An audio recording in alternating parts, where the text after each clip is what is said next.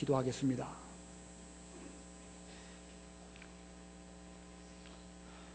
하나님의 능력과 주권으로 친히 구원 역사를 이루어 가시는 우리 아버지 하나님 은혜를 진심으로 감사합니다.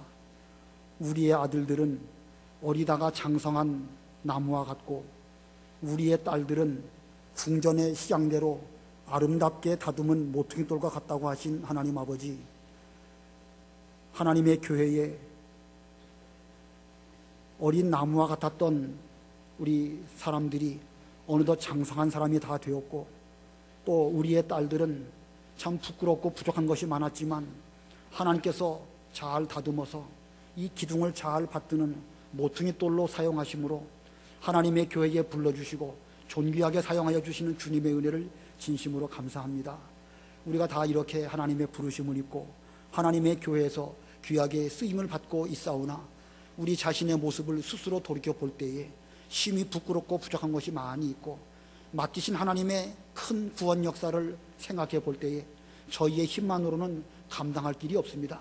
하나님 아버지, 다시금 힘을 주시고 은혜를 베풀어 주시옵시고 능력을 더하여 주시옵시기를 간절히 원합니다. 하나님의 교회에서 저희들이 이렇게 다 각자 자기의 위치에서 맡기신 일들이 있지만 저희의 힘만으로는 부족하고 저희는 능력도 없고 어찌해야 할지 알 줄을 모르는 이런 연약한 가운데 있사오니 다시금 우리에게 전에 배웠던 하나님의 말씀이 생각나게 해주시옵시고 그 진리의 말씀으로 다시금 격려와 위로를 잘 받는 저희들이 되어서 하나님의 일을 잘 감당하는 모든 주의 백성들이 다 되도록 은혜를 베풀어 주시옵소서. 이 땅에 있는 동안에 지상교회에는 이 알곡들이 밀들이 다 있지만 그 사이에 원수가 와서 가라지를 덧뿌리고 가는 이런 일들이 있다고 하였는데, 그러나 그것들이 문제가 아니고 중요한 것은 우리 알곡된 저희들이 먼저 싹이 나고 또 점점 자라나서 이제 우리가 성장하게 되면 가라지도 드러나게 되고 알곡도 드러난다고 하였습니다. 아무쪼록 저희들이 먼저 믿음으로 잘 성장하여 우리의 신앙이 좀 자라나게 해주시옵시고 맡기신 모든 일들을 잘 감당할 수 있는 그런 사람들이 다 되도록 은혜를 베풀어 주시옵소서.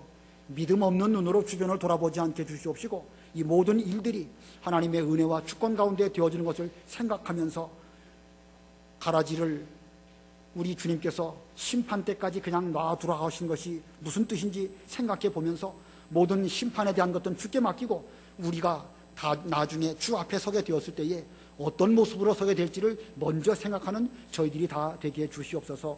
우리 주님은 우리의 심판주시오, 주께서 모든 일을 아시고 모든 일을 계획하시며 마침내 그 뜻대로 이실 줄을 믿습니다. 저희들의 모습을 먼저 생각해 보게 해 주시옵시고 저희들은 부지런히 자라나며 또 추수 때까지 인내하며 그 인내하는 가운데서 잘 만들어져서 마침내 마지막 날에 해와 같이 빛나는 모든 의인들이 다 되도록 은혜 베풀어 주시기를 간절히 원합니다. 하나님의 거룩하신 뜻을 따라서 이곳에 주님의 교회를 세워 싸우니 하나님께서 친히 인도하시고 은혜를 베풀어 주시옵시고 택한 성도들을 다 구원하여 이 하나님의 교회를 통하여 주님의 뜻을 이루어 주실 줄을 믿습니다. 하나님 아버지, 저희들은 각자의 위치에서 잘 섬기며 받들어 나아가며 진리를 깨닫고 진리의 말씀대로 우리의 신앙이 점점 진보함으로 내 자신이 성장함으로 하나님의 교회가 더욱 부흥되며 잘 되어지는 그런 은혜를 베풀어 주시기를 간절히 원합니다. 지나간 한 주간 동안 저희들 지치고 피곤한 가운데에서 오늘도 다시 하나님 앞에 나와서 은혜의 말씀, 위로의 말씀을 받기를 원하오니 주님께서 친히 말씀을 통하여 이 시간 찾아와 주시옵시고 저희들은 이 말씀을 받을 때에 사람의 말로 받지 않게 해주시옵시고 성령의 감동으로 받게 해주시옵시고 하나님의 말씀으로 받게 해주시옵시고 주께서 이 시간 내게 대하여 직접 주시는 말씀으로 받아서 이 말씀이 우리 성도들의 마음판에 새겨지게 해주시옵시고 신앙의 가림막질을 하면서도 이 말씀을 뚜렷이 읽을 수 있는 이런 말씀으로 우리의 심령 골수에 새겨지는 이 시간이 되게 해 주시옵소서. 하나님 아버지, 저희 가운데 병든 자와 약한 자와 또 수술하신 분들도 계시고 또 상을 당한 분들도 계시고 여러 가지 어려운 분들이 많이 계십니다. 주께서 친히 위로하여 주시옵시고 또 저들을 격려하여서 신앙으로 새롭게 시작하는 이런 계기가 되게 해주시기를 간절히 원합니다. 또 경제적으로 어려움을 만난 분들도 많이 있사오니 우리 주님께서 긍휼을 베풀어 주시옵시고 금도 내 것이고 은도 내 것이라고 말씀하신 하나님 아버지, 우리 하나님 아버지시야말로 모든 것을 소유하신 만유의 주제이시오니 주께 모든 것을 의탁하면서 피할 길로 피할 수 있는 우리 성도들 다 되게 해 주시옵소서. 이 시간도 저희들을 진리 가운데로 인도해 주시기를 간절히 원하오며 예수님의 이름으로 기도드리옵나이다. 아멘.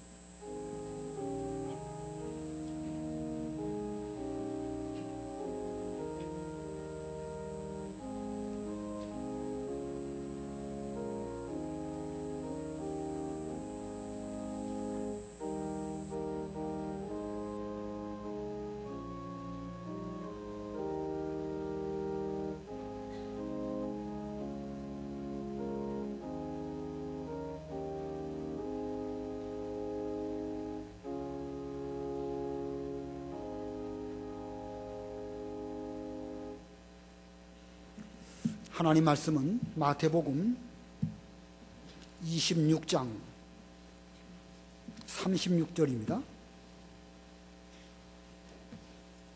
마태복음 26장 36절로 46절까지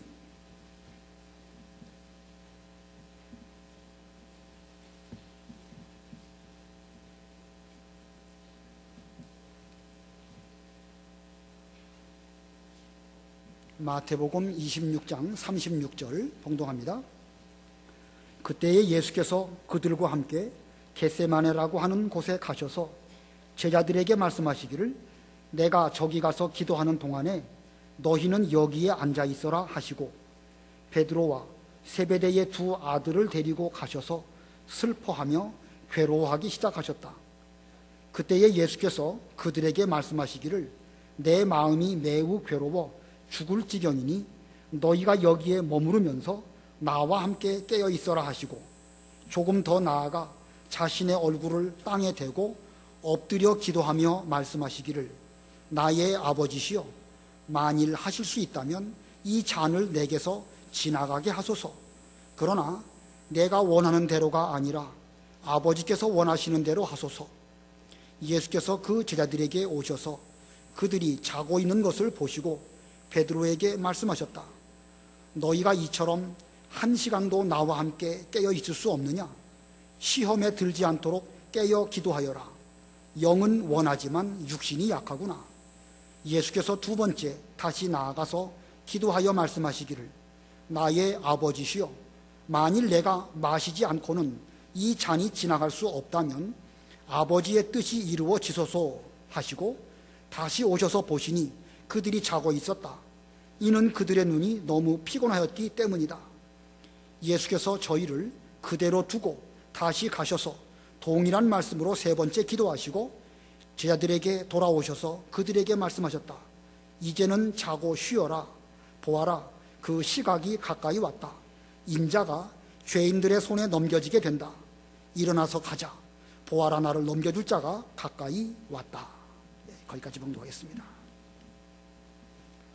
오늘 본문의 내용은 예수님께서 제자들과 함께 겟세마네에 가셔서 기도하시는 본을 보여주시고 또 앞으로 어떻게 하나님의 일을 해야 될지를 잘 훈련시켜 주신 그런 내용이라고 할 수가 있습니다. 그래서 오늘 말씀의 제목은 예수님의 제자 훈련, 예수님의 제자 훈련이라는 제목입니다. 우리 사람은 모름지기 윗사람을 통해서 잘 배워야 되고 또 잘 배운 그것을 자기 아랫사람에게 잘 가르쳐 주어야 합니다. 그래서 이 인간 사회가 점점 어떤 사상이나 혹은 신앙까지도 시간이 갈수록 발전되는 그 이유는 그 위에 사람 혹은 노인이나 이런 분들 통해서 잘 배우고 배운 그것을 다음 세대에게 잘 가르쳐 줄 때에 인간 사회가 점점 발전하게 되는 것입니다. 우리 예수님께서는 위로는 하나님 아버지의 뜻을 이루어 드리시기 위해서 기도하시면서 그의 일생을 바치셨고 또 아래로는 제자들을 잘 양육하셨습니다. 그렇기 때문에 예수님께서 떠나가신 이후에도 하나님 나라 일은 흔들리지 않고 견고하게 잘 이루어지게 되었던 것입니다.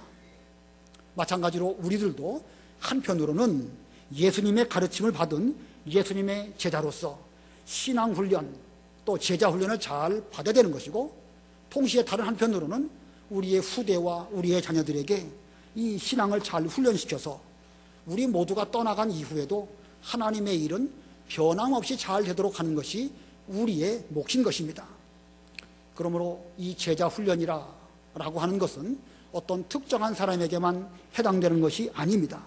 누구에게나, 노인이든지 젊은 청년이든지 우리 모두에게 다 적용되는 그런 말씀입니다. 우리 모두 예수님의 제자로서 훈련을 잘 받을 뿐만 아니라 우리의 자녀들이나 후대에게도 잘 훈련하고 가르쳐서 우리의 신앙을 계승받고 계승하는 이런 우리가 되어야 되겠습니다. 우리 예수님께서 어떻게 제자들을 훈련시키셨는가? 오늘 이 본문의 앞뒤의 문맥을 살펴서 혹은 제자들의 이후에 여러 가지 일들을 역할을 잘 두고 볼 때에 서론적으로 먼저 두 가지를 말씀을 드리겠습니다. 첫 번째는 본을 보여주시면서 훈련시키셨습니다. 본을 보여주시면서 훈련시키셨습니다. 오늘 본문은 겟세마네 동산에 가서 기도하신 것인데 바로 이 이전에 마가 다락방에서 성찬 예식과 또 제자들의 발을 씻겨주시고 여러 가지 말씀을 거기서 많이 해주셨습니다. 제자들의 발을 씻겨주셨다. 본을 보여주시기 위해서 그렇게 하셨다고 말씀하셨습니다. 또 예수님의 제자들과 함께 겟세마네 동산에 가셔서 기도하신 것은 그들로 기도하는 훈련을 시키시고 우리 주님께서 먼저 본을 보여주시기 위해서 이렇게 겟세마네 동산으로 가신 것입니다. 예수님께서 본을 보여주신 것은 여기뿐만은 아니죠. 늘 습관을 조차 새벽 미명에 기도하심으로 제자들도 함께 기도하도록 그렇게 하셨던 것입니다.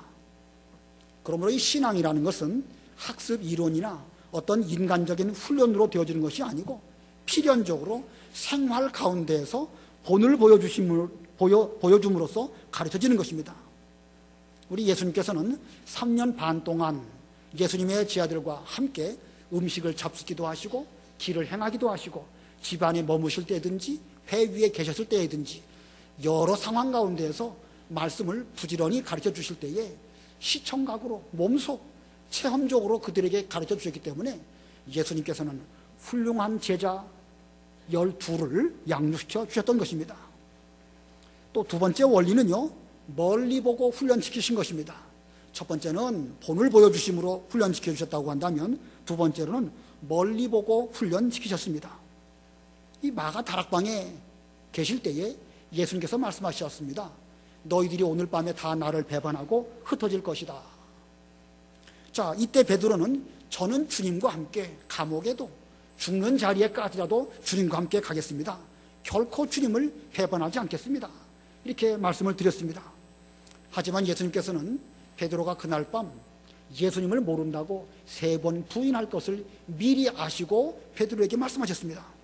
자, 그래도 그가 그날 밤에 예수님을 모른다고 부인할 그런 베드로였지만 예수님께서는 베드로와 함께 기도하러 가시고 훈련을 시키셨습니다. 왜 그러시겠지요? 그날 밤 어차피 모른다고 부인하고 다 뿔뿔이 흩어질 것인데 왜 그들을 겟세마네 동산까지 힘들게 데려가시고 그들로 하여금 기도하도록 권면하셨을까? 예수님께서는 그날 밤만 생각한 것이 아닙니다. 그날 밤 이후에 그들이 앞으로 어떤 길을 걸어갈 것인지 멀리 바라보시고 지금은 비록 실패할 것이지만 앞으로 예수님을 위해서 이 복음운동을 위해서 귀하게 쓰임받는 일꾼들이 되게 해주시려고 그들을 훈련시키신 것입니다. 우리가 학교에서 여러 가지 공부를 하는 것도 그렇죠. 오늘 뭘 배웠다. 그게 뭐 당장 생활 가운데 필요로 써먹는 학문들이 그렇게 많지는 않습니다. 그러나 학생이 학교 다닐 때 잘 배워두면은요, 그것으로 인해서 점점 실력이 쌓아지게 되는 것이고 나중에 필요할 때에 배운 그것들이 아주 요긴하게 쓰임받게 되는 것입니다. 신앙훈련도 마찬가지입니다. 비록 이날 밤 그들이 예수님을 부인하고 뿔뿔이 흩어지는 이런 가운데 있다 할지라도 우리 주님께서는 멀리 바라보시면서 그날 밤의 실패가 베드로에게는 좋은 훈련이 되어서 앞으로 정말로 쓸모있는 예수님의 제자가 되기를 바라시고 이런 훈련을 시켜주신 것입니다. 그러므로 예수님께서는 제자 훈련을 시키실 때에 조급하지 않으셨습니다. 멀리 바라보셨습니다. 반드시 잘 될 것을 기대하시면서 그들을 신앙 훈련을 잘 시키신 주님이십니다. 그러므로 우리도 주님을 본받아가지고 이 본을 보여주면서 훈련을 하기도 하고 또 배우기도 해야 되는 것이고 또 오늘 당장 뭘 기대하시지 말고 멀리 바라보고 그런 가운데서 훈련을 잘 시키는 그런 우리들이 되어야 되겠습니다. 자, 그럼 본문에서 예수님은 어떻게 제자들을 훈련시키셨는가? 구체적으로 본문에 의거해서 세 가지로 살펴보도록 하겠습니다. 첫 번째는요, 한 사람도 포기하지 않으심. 한 사람도 포기하지 않으셨습니다.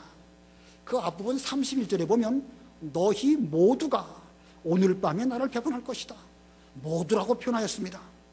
예수님은 그들 모두가 배반한다 할지라도 주님께서는 그들을 모두 데리시고 겟세마네 동산으로 가시고 기도하게 하시고 그들을 제자답게 훈련시키는 이런 길을 걸어가셨습니다. 36절 본문을 보면 그때에 예수께서 그들과 함께 겟세마네라고 하는 곳에 가셔서 제자들에게 말씀하시기를 내가 저기 가서 기도하는 동안에 너희는 여기에 앉아 있어라 하시고, 우리 생각에는 아주 쓸모있는 사람을 특별히 뽑아서 그들을 집중적으로 훈련시키면 더 효과적인 제자 훈련이 되지 않을까, 그렇게 생각이 될 수도 있습니다. 그러나 믿음 안에서 하나님의 택하심을 받은 성도라고 한다고 하면 예수님께서는 그 가운데 단 한 사람도 포기하지 않으시고 훈련시키실 뿐만 아니라 단 한 사람도 낙오시키지 아니하시고 반드시 구원하시는 그런 길로 걸어가신 것입니다. 우리 예수님께서는 그들이 비록 그날 밤에 배반한다 할지라도 그들 모두를 데리시고 겟세마네 동산에 가셔서 그들에게 기도하면서 앉아 있으라고 그렇게 분부하셨습니다. 오늘 마태복음 17장, 여기 마태복음 26장에는 뭐 기도의 내용이 자세하게 기록되어 있지 않지만 요한복음 17장에 보면 자세한 그 말씀을 잘 기록하고 있습니다. 그 요한복음 17장을 보면은요, 하나도 멸망하지 않게 해달라고 하나님 아버지께 기도를 드리실 때에 핏방울이 땀방울 같이 되는 그런 그 땀방울을 흘리시면서 그렇게 기도하셨습니다. 자, 요한복음 17장 11절 12절 읽어보시기 바랍니다. 요한복음 17장 11절 나는 더 이상 세상에 있지 않으나 그들은 세상에 있습니다. 내가 아버지께로 갑니다. 거룩하신 아버지, 내게 주신 아버지의 이름으로 그들을 지키셔서 그들도 우리처럼 하나가 되게 하소서. 내가 그들과 함께 있을 때에 내게 주신 아버지의 이름으로 그들을 지켜 보호하였습니다.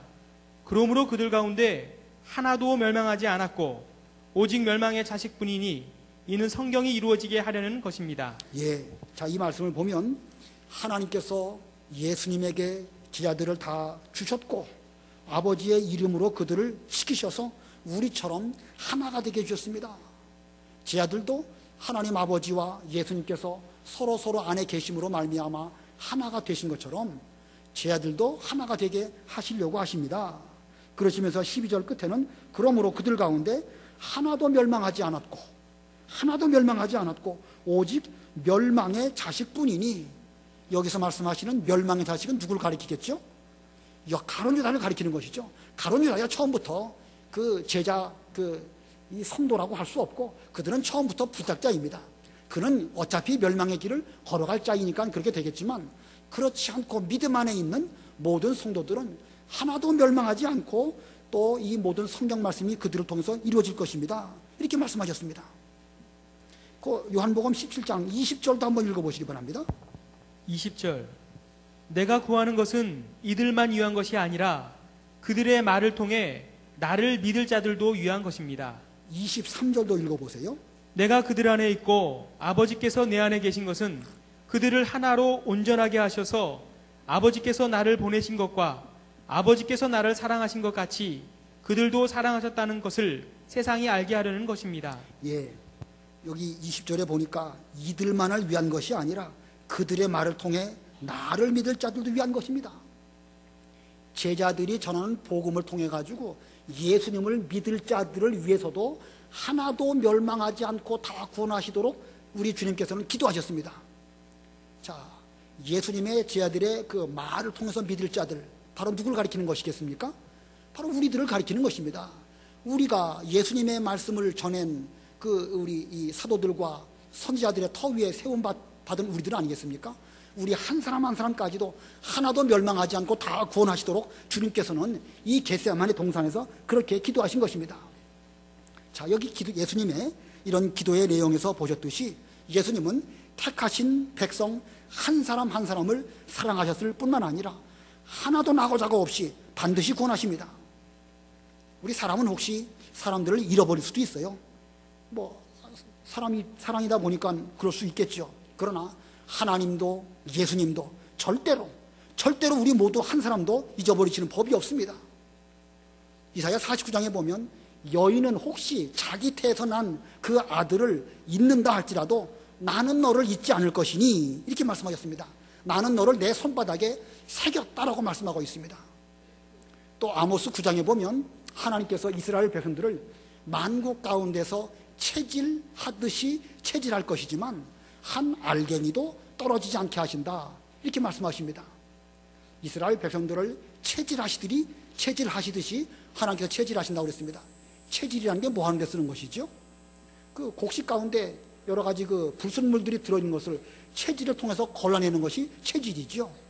하나님께서 체질하십니다. 사람이 체질한다고 하면 곡식이 혹시 잘못해서 땅에 떨어지는 법이 있겠지만 하나님이 체질하실 때는 결코 하나님의 택한 백성은 한 알갱이도 땅에 떨어지는 법이 없다고 말씀하셨습니다.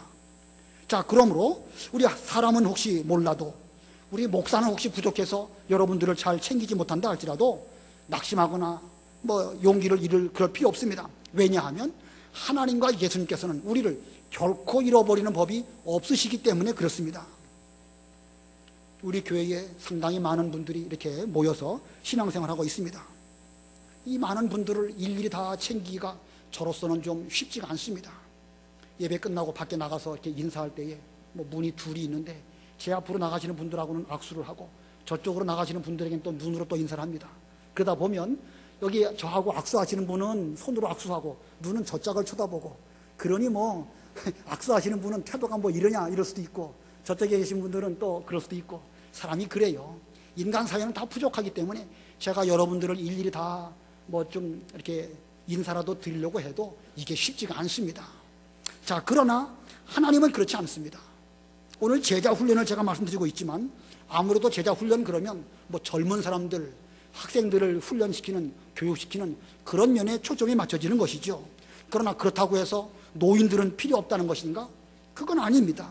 아까 서두에서도 말씀드렸지만 우리 모두가 다 우리의 부모님들로부터 이 말씀을 잘 배워서 오늘날 존재하게 되는 것이고 또한 이것을 우리의 자녀들에게 또 잘 가르치는 것이 우리 역할입니다. 배운 것을 또 가르치는 것이죠. 그러나 이것이 쉽지가 않다는 거예요. 인간 사회 속에서는 자칫 잃어버릴 수도 없고 잊어버릴 수도 있고 실수할 수도 있는 것입니다. 그러나 여인은 혹시 자기 태에서 난 자식을 잊는다 하더라도 하나님 아버지와 예수님께서는 잊지 않는다고 말씀하셨습니다. 그러므로 우리 모두는 사람이 알아주든지 안 알아주든지 그런 것에 흔들리지 말고 한 사람도 남김없이 예수님의 제자로 훈련시켜 주시는 그 예수님의 훈련을 잘 받고 낙심하지 말고 끝까지 이 길을 잘 걸어가므로 모두 훌륭한 예수님의 제자들이 다 되시기를 바랍니다. 그 다음에 두 번째로 예수님은 어떻게 제자 훈련을 시키셨는가? 두 번째는 베드로는 특별 훈련을 시키신 것입니다. 베드로에게 대해서만큼은 특별 훈련을 시키셨습니다. 아까 읽은 36절에 다른 제자들에게는 여기 앉아 있어라 이렇게 하셨습니다. 그리고 예수님께서는 베드로와 세베대의 두 아들 즉 야고보와 요한을 데리고 좀 더 나아가서 그들에게 너희는 여기에 머무르면서 나와 함께 깨어 있어라 이렇게 분부하셨습니다. 본문 37절에 베드로와 세베대의 두 아들을 데리고 세베대의 두 아들은 야고보와 요한입니다. 베드로와 야고보와 요한을 데리시고 가셔서 슬퍼하며 괴로워하기 시작하셨다.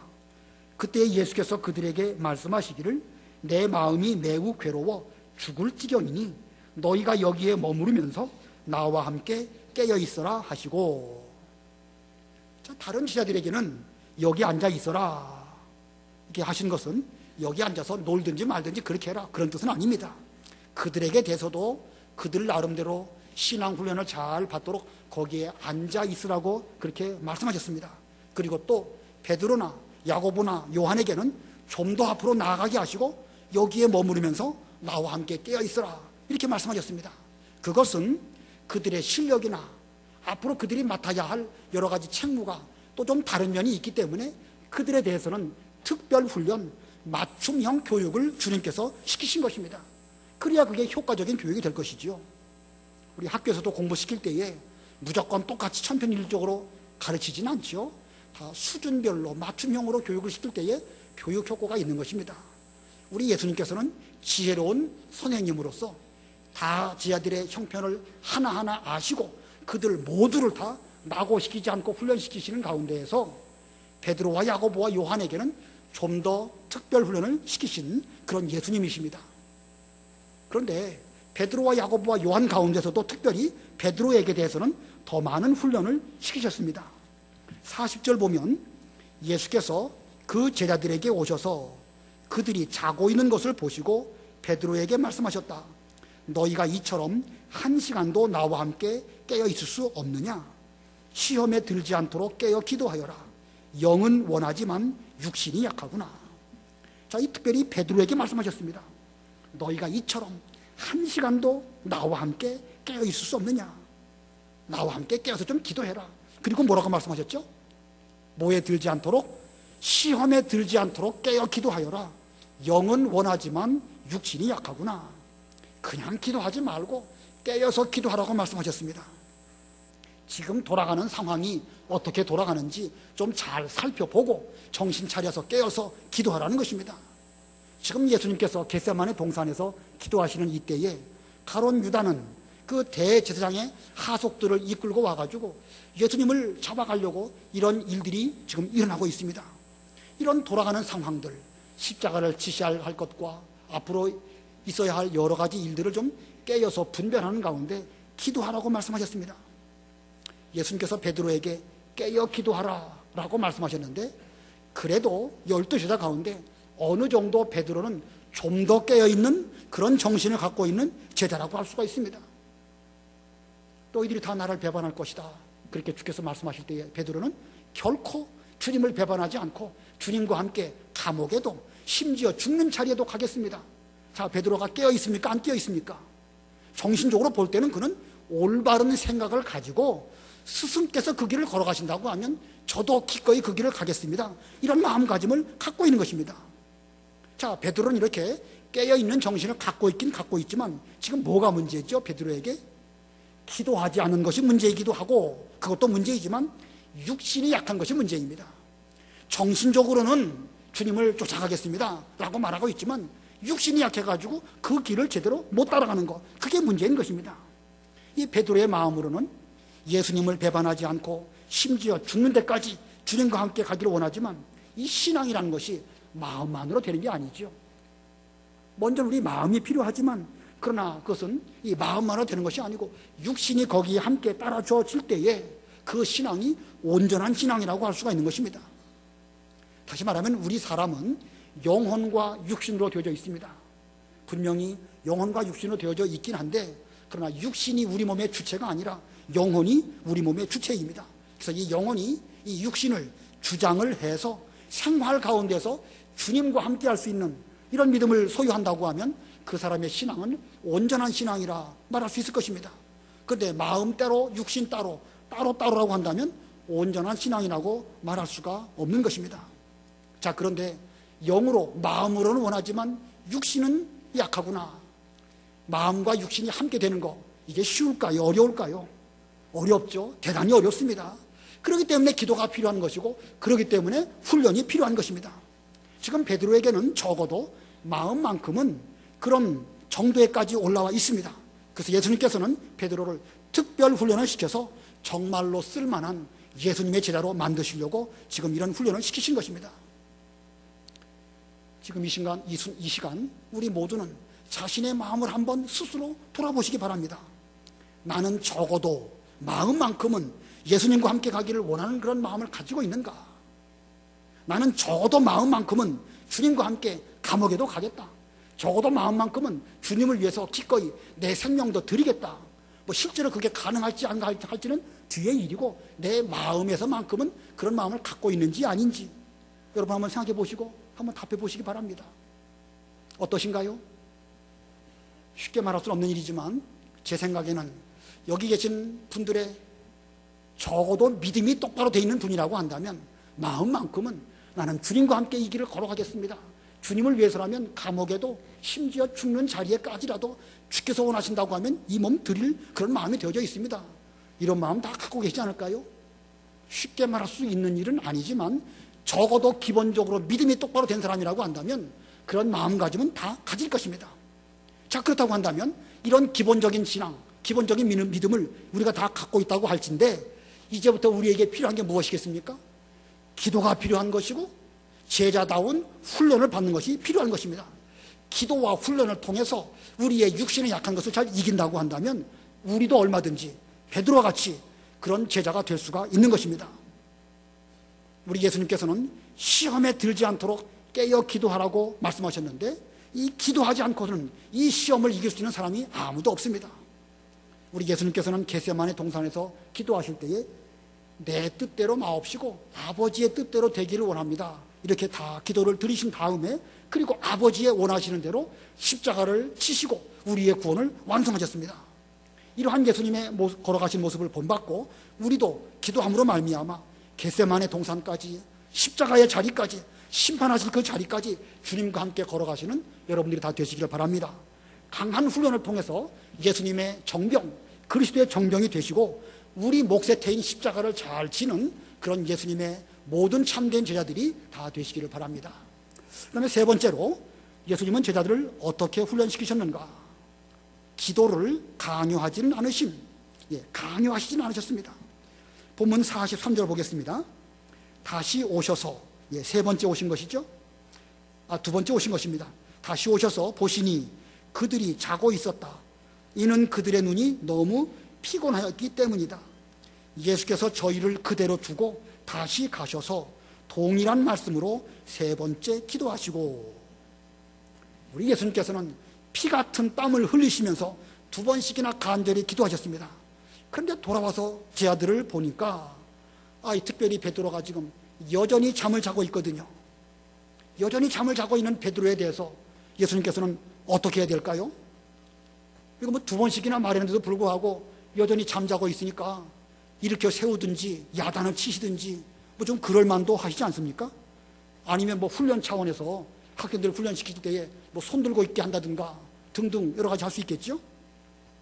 아니면 모질게 네가 예수님의 제자라고 하면서 어떻게 이따위로 할 수 있겠느냐, 만약에 이렇게 말했다고 한다면 예수님께서는 그렇게 말씀하실 리가 없지만 가정적으로 그렇게 만약에 혹시라도 했다고 한다면 그 제자 훈련은 그 순간부터 뭔가 문제가 생길 수밖에 없을 것입니다. 우리 예수님께서는 때에 따라서는요, 진리 문제에 대해서는요 아주 모질게 말씀하십니다. 베드로가 예수님의 십자가를 멀리 하라고 그렇게 간할 때에 사탄아 내 뒤로 물러가라 이렇게 말씀하셨습니다. 예수님께서 그의 사랑하는 제자 베드로에게 사탄아 내 뒤로 물러가라 이렇게 말씀하신 것은 이거 아주 심각한 진리 문제를 놓고 베드로가 지금 엉뚱한 말을 하고 있는 거거든요. 그러나 지금 베드로가 육신이 약해가지고 졸고 있는 거, 이거 진리 문제는 아니죠. 진리 문제가 아닌 이런 상황 가운데에서 아주 모질게 야단하셨다 하고 한다면 이 제자 훈련에 여러 가지 문제가 있을 수밖에 없을 것입니다. 적어도 예수님께서는 그렇게 하시지 않았던 것입니다. 예수님께서는 그들이 지금 졸고 자고 있는 이유를 다 알고 계셨습니다. 이는 그들의 눈이 너무 피곤하였기 때문이다. 누가복음 22장에 보면 이 제자들이 지나친 슬픔으로 말미암아 극도로 피곤한 상태에 있었기 때문에 그들은 지금 졸며 자고 있었던 것입니다. 무슨 뜻이냐면 사람이 어떤 극도의 슬픔을 만나면 그 정신적으로 아주 그 패닉 상태라고 그러죠. 패닉이라는 말은 이 정신이 막 못 차리는, 정신 못 차리는 그런 상태. 그런 상태로 얼마 동안 있다 보면은요, 그 뒤로는 막 피곤이 몰려오게 되는 것입니다. 그 마가다락방에서 예수님께서 앞으로 내가 십자가에 못 박힐 것이고 너희들은 다 나를 배반할 것이고 흩어질 것이고 이런 말씀을 들을 때에 이 제자들은 앞으로 되어질 일들에 대해서 정확하게는 몰랐지만 이거 상당히 심각한 일이 우리 주님에게 임하게 되는구나 라고 그들은 느꼈습니다. 느끼면서 이 일을 어떠할까? 그들도 극도로 슬픔 가운데서 많이 고민하고 힘들어 하다가 정작 기도해야 될 때는 기도하지 못하고 지금 이렇게 눈이 감기는 이런 가운데 있게 되었던 것입니다. 자, 이렇게 이 눈이 감기는 그들에 대해서 예수님께서는 어떻게 하셨는가? 저희를 그대로 두고, 자, 44절에 그랬죠. 예수께서 저희를 그대로 두고 다시 가셔서 동일한 말씀으로 세 번째 기도하시고, 정 피곤하니까 그들을 자도록 하시고 주님께서는 다시 가셔서 세 번째로 동일한 말씀으로 기도를 하셨습니다. 자, 왜 예수님께서는 저를 깨우지 않고 그대로 두셨을까? 여러분 같으면 어떻게 하셨겠습니까? 여러분 같으면 이 두 번씩이나 깨우는데도 불구하고 계속 잔다. 어떻게 하시겠죠? 어떤 사람이 교회 와가지고 앉으면 그냥 졸기만 하는 그런 경우가 있어요. 여러분 같으면 어떻게 하시겠습니까? 만약 계속 졸기만 하는 사람이 여러분의 아들이라고 한다면 어떻게 하시겠습니까? 아들이라고 하면 이해가 될 수 있죠? 지나간 일주일 동안 젊은이가 직장생활 하느라고 늦게 퇴근하고 직장생활 해보면 알지만요, 일주일에 어떤 경우는 막 밤새서 일하는 경우도 많이 있습니다. 그렇게 피곤한 그런 것을 이해를 하면 이 교회 와서 조는 것도 잘하는 것은 아니지만 그저 오는 것만으로도 감사하다, 이렇게 생각이 되어지면서 두 번 정도 깨워서 정신 차리면 좋고, 아니면 그 뒤로는 좀 넘어갈 수도 있는 것이 그 부모의 마음입니다. 왜 그러겠죠? 그 아들을 사랑하기 때문에 그런 것입니다. 자, 우리도 이렇게 우리 주변에 이렇게 계속해서 자는 사람이 있다고 하면 예수님처럼만 하면 되는 것입니다. 슬픔으로 인하여 너무나 피곤한 상황을 먼저 알아줘야 되는 것입니다. 그것은 사랑하는 마음이 있다고 한다면 상대방의 입장에 서서 그럴 수밖에 없겠구나, 그저 이해한다, 그렇다고 해서 잘했다는 건 아니에요. 잘한 건 아니지만 이해를 하면서 오늘 당장은 아닐지라도 앞으로는 잘할 때까지 기다리는 마음으로 넘어갈 수 있는 사람이 되어져야 그게 올바른 신앙훈련이라고 할 수가 있습니다. 만일 계속 졸기만 한다고 해서 화를 낸다고 한다든지 또 가르쳐야 되겠다는 생각만 앞서가지고 지나치게 상대를 깨운다고 하면 그건 깨우는 것이 아닐 수도 있고, 극단적으로 표현한다고 하면 상대방을 어떻게 보면 괴롭히는 것이 될 수도 있는 것입니다. 자, 어떻게 삐뚤어진 거 우리 임의대로 똑바로 세운다는 것은 쉬운 게 아니지요. 물론 부모된 입장이나 스승의 입장에서는 오랜 기간을 두고 잘 세우는 것이 필요합니다. 그러나 짧은 시간 안에 똑바로 세우려고 하다 보면 부러지는 경우도 있는 것입니다. 그러므로 잘 가르쳐야 된다, 내가 지금 고쳐주지 않으면 저 사람이 앞으로 더 이상 배울 기회가 없다, 이렇게 극단적으로 생각하지 말고 우리는 그 상대방의 입장을 잘 이해하고 사랑하는 가운데서 좀 멀리 보고 상대방으로 하여금 실족하지 않고 아예 그냥 교회를 안 나온다든가 이렇게 되는 그런 그 극단적인 경우가 되지 않도록 조심하면서 기다리면서 잘 일깨워지는 우리가 되어야 할 것입니다. 그러므로 우리는 이 본문에서 예수님의 제자 훈련의 모습을 통해서 예수님에게 있는 인격, 인간미, 이런 것을 먼저 발견해야 됩니다. 우리 예수님께서는 완전한 하나님이시고 또 한편으로는 완전하신 인간입니다. 완전하신 인간이라는 그 말의 속에는 인간적인, 인격적으로 인간미가 넘치는 부패성을 갖고 있지 아니하신 그런 완전하신 사람이라는 그런 뜻입니다.